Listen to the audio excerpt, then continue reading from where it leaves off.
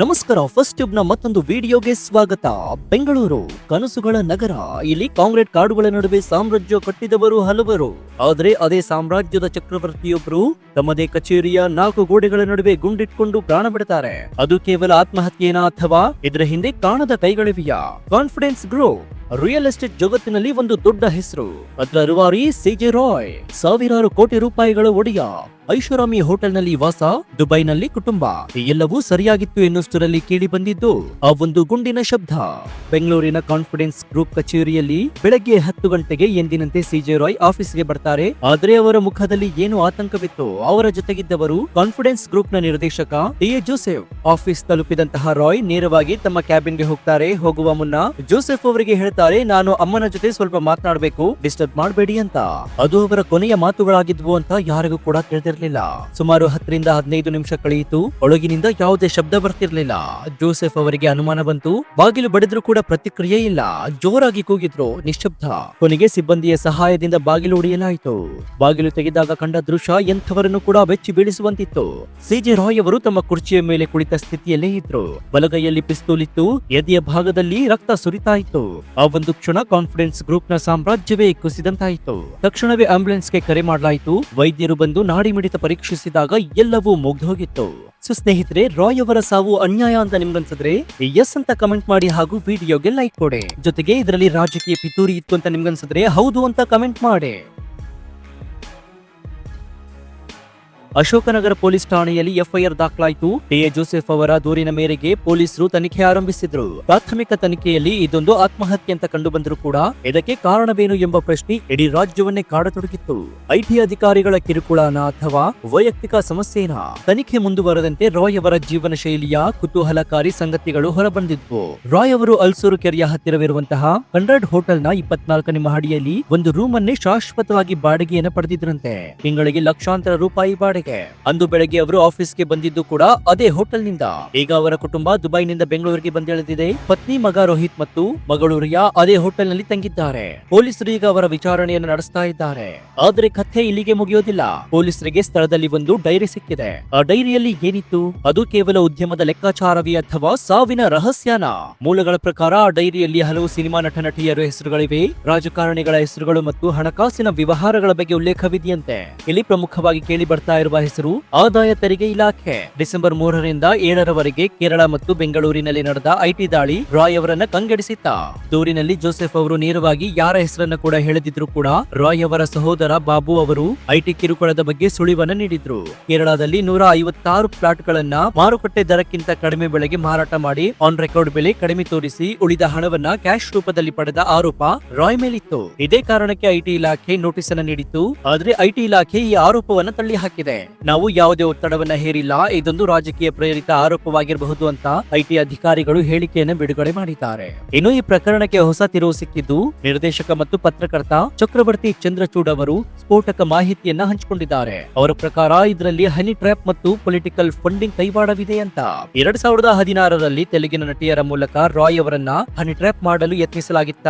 ಕಾಂಗ್ರೆಸ್ ಸರ್ಕಾರಕ್ಕೆ ಫಂಡಿಂಗ್ ಮಾಡ್ತಾ ಇದ್ದಂತಹ ಕಾರಣಕ್ಕೆ ಕೇಂದ್ರ ಸರ್ಕಾರದ ಸಂಸ್ಥೆಗಳು ಇವರನ್ನ ಟಾರ್ಗೆಟ್ ಮಾಡಿದ್ವಾ. ಒಂದ್ ಕಡೆ ಸಾವಿರಾರು ಕೋಟಿ ರೂಪಾಯಿ ಒಡೆಯನ ಸಾವು, ಇನ್ನೊಂದು ಕಡೆ ಐಟಿ ದಾಳಿಯ ಭೀತೆ, ಮತ್ತೊಂದು ಕಡೆ ರಾಜಕೀಯ ಮತ್ತು ಹನಿ ಟ್ರಾಪ್ ನ ಕರಾಳ ನೆರಳು. ಸಿಜೆ ರಾಯ್ ಅವರ ಎದೆಗೆ ಬಿದ್ದ ಗುಂಡು ಕೇವಲ ಅವರ ಪ್ರಾಣವನ್ನಷ್ಟೇ ತೆಗೀತಾ ಅಥವಾ ಹಲವಾರು ರಹಸ್ಯಗಳನ್ನ ಶಾಶ್ವತವಾಗಿ ಸಮಾಧಿ ಮಾಡ್ತಾ? ಅದರಲ್ಲೂ ಮುಖ್ಯವಾಗಿ ಡೈರಿ ಬಿಚ್ಚಿಟ್ಟ ರಹಸ್ಯವನ್ನ ನೋಡಿ ಪೊಲೀಸರೇ ದಂಗಾಗಿ ಹೋಗಿದ್ದಾರೆ. ಹೌದು, ಆಫೀಸ್ ಟೇಬಲ್ ಮೇಲಿದ್ದ ಆ ಒಂದು ಡೈರಿ ಅದೇ ಈಗ ಪೊಲೀಸರ ಪಾಲಿಗೆ ಸಿಗ್ತಾ ಇರುವಂತಹ ಅತಿ ದೊಡ್ಡ ಸುಳಿವು. ಸಿಜೆ ರಾಯ್ ಅವರ ಸಾವಿನ ನಂತರ ಪೊಲೀಸರು ವಶಪಡಿಸಿಕೊಂಡಿರುವಂತಹ ಡೈರಿಯಲ್ಲಿ ಒಂದುದ್ದ ವಾಕ್ಯಗಳಿಲ್ಲ, ಕಥೆಗಳಿಲ್ಲ. ಇರುವುದು ಬರೀ ಗೀಚಿದ ಅಕ್ಷರಗಳು ಮತ್ತು ಕೆಲವು ಹೆಸರುಗಳು. ಆದ್ರೆ ಆ ಹೆಸರುಗಳು ಸಾಮಾನ್ಯವಾದವರದ್ದಲ್ಲ.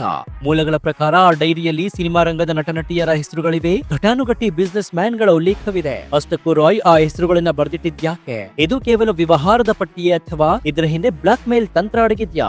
ಈ ಡೈರಿ ರಹಸ್ಯದ ಜೊತೆಗೆ ತಳುಗೆ ಹಾಕಿಕೊಂಡಿರುವುದು ನಿರ್ದೇಶಕ ಚಕ್ರವರ್ತಿ ಚಂದ್ರಚೂಡ್ ಅವರ ಸ್ಫೋಟಕ ಹೇಳಿಕೆ. ಅವರ ಮಾತುಗಳನ್ನ ಕೇಳಿದ್ರೆ ಈ ಪ್ರಕರಣ ಕೇವಲ ಐಟಿ ರೇಡ್ ಅಥವಾ ಸಾಲ ಬಾಧೆಗೆ ಸೀಮಿತವಾಗಿಲ್ಲ ಅನಿಸ್ತಾ ಇದೆ.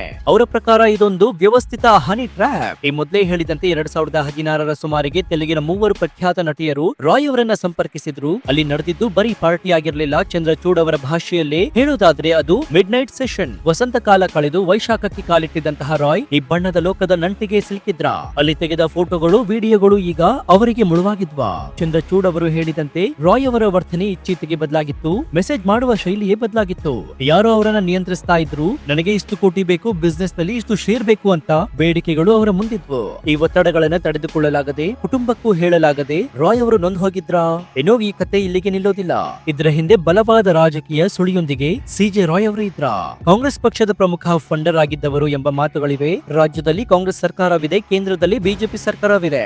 ಯಾವಾಗ ರಾಯ್ ಕಾಂಗ್ರೆಸ್ ಸರ್ಕಾರದ ಕೆಜೆ ಜಾರ್ಜ್ ಮತ್ತು ಹ್ಯಾರಿಸ್ ಅವರ ಆಪ್ತರಾಗಿದ್ರು, ಆಗ ಸಹಜವಾಗಿಯೇ ಕೇಂದ್ರದ ತನಿಖಾ ಸಂಸ್ಥೆಗಳ ಕಣ್ಣು ಅವರ ಮೇಲೆ ಬಿತ್ತು ಎನ್ನಲಾಗಿದೆ. ನೀನು ಅವರಿಗೆ ಫಂಡ್ ಮಾಡಬಾರದು, ನಮ್ಮ ಕಂಟ್ರೋಲ್ ನಲ್ಲಿ ಇರಬೇಕು ಎಂಬಂತಹ ರಾಜಕೀಯ ಒತ್ತಡ ರಾಯ್ ಮೇಲಿತ್ತ.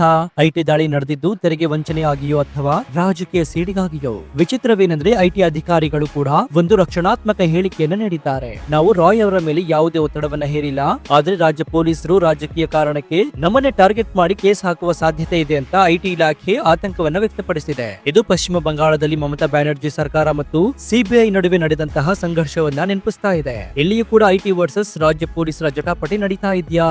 ಇನ್ನು ರಾಜಕೀಯ ಮತ್ತು ಆರೋಪವನ್ನ ಪಕ್ಕಕ್ಕಿಟ್ಟು ವಿಜ್ಞಾನ ಏನ್ ಹೇಳುತ್ತೆ ಅನ್ನೋದನ್ನ ನೋಡುವುದಾದ್ರೆ, ಬೌರಿಂಗ್ ಆಸ್ಪತ್ರೆಯ ಅಧೀಕ್ಷಕ ಡಾಕ್ಟರ್ ಅರವಿಂದ್ ಅವರ ನೇತೃತ್ವದಲ್ಲಿ ಮರಣೋತ್ತರ ಪರೀಕ್ಷೆ ನಡೆದಿದೆ. ರಾಯ್ ಬಳಿ ಇದ್ದದ್ದು .25 ಕ್ಯಾಲಿಬರ್ ಪಿಸ್ತೂಲ್. ಇದು ಚಿಕ್ಕದಾದ್ರೂ ಕೂಡ ಅತ್ಯಂತ ಅಪಾಯಕಾರಿ. ಇನ್ನು ಗುಂಡು ಹಾರಿದ್ದು ಅತ್ಯಂತ ಹತ್ತಿರದಿಂದ.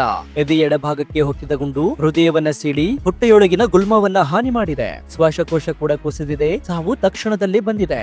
ಆದ್ರೆ ಗುಂಡು ಹಾರಿಸಿದ್ದು ಇವರೇನಾ ಅಥವಾ ಬೇರೆ ಯಾರಾದ್ರೂ ಹಾರಿಸಿ ಪಿಸ್ತೂಲ್ ಅವರ ಕೈಗಿಟ್ಟಿದ್ರಾ?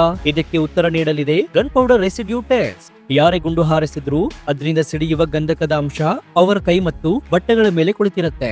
ರಾಯ್ ಅವರ ಕೈಯಲ್ಲಿದ್ದಂತಹ ಸ್ಯಾಂಪಲ್ ಪಡೆಯಲಾಗಿದೆ. ಎಫ್ಎಸ್ಎಲ್ ವರದಿಯಲ್ಲಿ ಗಂಧಕದ ಅಂಶ ಪತ್ತೆಯಾದ್ರೆ ಅವರೇ ಆತ್ಮಹತ್ಯೆ ಮಾಡ್ಕೊಂಡಿದ್ದಾರೆ ಎಂಬುದು ಖಾತ್ರಿಯಾಗುತ್ತೆ. ಇಲ್ದಿದ್ರೆ ತನಿಖೆ ಕೊಲೆ ಆಯಾಮಕ್ಕೆ ತಿರುಗುತ್ತೆ. ಈಗ ಚೆಂಡು ಎಸ್ಐಟಿ ಅಂಗಾಳದಲ್ಲಿದೆ. ಡಿಸಿಪಿ ವಂಶಿ ಕೃಷ್ಣ ನೇತೃತ್ವದ ತಂಡಕ್ಕೆ ಎದುರಾಗಿರುವಂತಹ ಸವಾಲುಗಳು ಒಂದೆರಡಲ್ಲ. ಕಾಣೆಯಾಗಿರುವ ಮೊಬೈಲ್ ಡೇಟಾ, ಡೈರಿಯಲ್ಲಿ ಗೀಚಿರುವವರ ಹೆಸರುಗಳು ಮತ್ತು ಐಟಿ ಇಲಾಖೆಯ ನಡೆ. ರಾಯ್ ಅವರ ಸಾವಿನ ಸುತ್ತ ಹಬ್ಬಿರುವಂತಹ ಈ ಜೀಡರ ಬಲಿಯನ್ನ ಎಸ್ಐಟಿ ಭೇದಿಸುತ್ತಾ ಅಥವಾ ಒತ್ತಡ ಎಂಬಂತಹ ಪದದ ಅಡಿಯಲ್ಲಿ ಈ ಪ್ರಕರಣವನ್ನು ಕೂಡ ಮುಚ್ಚಿ ಹಾಕ್ತಾರಾ? ಸದ್ಯ ತನಿಖೆ ಆರಂಭವಾಗಿದೆ. ಇದು ಎಲ್ಲಿಗೆ ಹೋಗಿ ಮುಟ್ಟುತ್ತೆ ಅಂತ ಕಾದ್ ನೋಡ್ಬೇಕಾಗಿದೆ. ಸೊ ಸ್ನೇಹಿತರೆ, ರಾಯ್ ಅವರ ಸಾವು ಅನ್ಯಾಯ ಅಂತ ನಿಮ್ಗನ್ಸಿದ್ರೆ ಎಸ್ ಅಂತ ಕಮೆಂಟ್ ಮಾಡಿ ಹಾಗೂ ವಿಡಿಯೋಗೆ ಲೈಕ್ ಕೊಡಿ. ಜೊತೆಗೆ ಇದರಲ್ಲಿ ರಾಜಕೀಯ ಪಿತೂರಿ ಇತ್ತು ಅಂತ ನಿಮ್ಗನ್ಸಿದ್ರೆ ಹೌದು ಅಂತ ಕಮೆಂಟ್ ಮಾಡಿ. ಜೊತೆಗೆ ನೀವಿನ್ನು ನಮ್ಮ ಚಾನೆಲ್ ಅನ್ನ ಸಬ್ಸ್ಕ್ರೈಬ್ ಮಾಡ್ಕೊಂಡಿಲ್ಲ ಅಂದ್ರೆ ಈ ಕೂಡಲೇ ಸಬ್ಸ್ಕ್ರೈಬ್ ಮಾಡ್ಕೊಂಡು ಪಕ್ಕದಲ್ಲಿರುವಂತಹ ಬೆಲ್ ಐಕಾನ್ ಅನ್ನ ಪ್ರೆಸ್ ಮಾಡಿ. ಇದರಿಂದ ನಾವು ಹಾಕುವ ಹೊಸ ವಿಡಿಯೋಗಳ ನೋಟಿಫಿಕೇಶನ್ ಮೊದಲು ನಿಮಗೆ ಸಿಗುತ್ತೆ. ಇದಾಗಿತ್ತು ಈ ಕ್ಷಣದ ವಿಶೇಷ. ನೋಡ್ತಾ ಇರಿ ಫಸ್ಟ್ ಟ್ಯೂಬ್ ಕನ್ನಡ. ಧನ್ಯವಾದ.